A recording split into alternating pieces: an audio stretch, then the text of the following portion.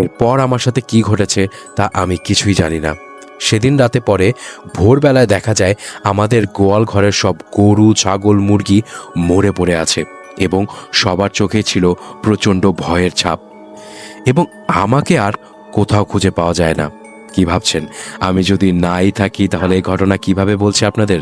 তাহলে শুনুন।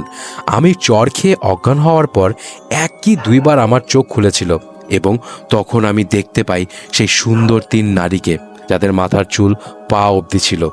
তারা বারবার আমার গায়ের বিভিন্ন অংশে আমাকে ছুঁয়ে দেখছিল। কেন দেখছিল সেটা আমার জানা নেই। শেষবারের মতো যখন আমার চোখ বন্ধ হয় তখন আমি চোখ খুলে দেখতে পাই আমি আমার বাড়ির উঠানে পড়ে আছি এবং সবে মাত্র ভোর হচ্ছে এমন একটা অবস্থা। আমি তখন ভয়ে চিৎকার করে উঠি এবং ঘর থেকে আমার বাবা মা বেরিয়ে আসে এবং আমাকে জিজ্ঞাসা করে আমি কোথায় ছিলাম এতদিন। এই কথা শুনে আমি জিজ্ঞাসা করি, এতদিন মানে? আমি তো কালকে রাতেই গোয়াল ঘরে গেলাম।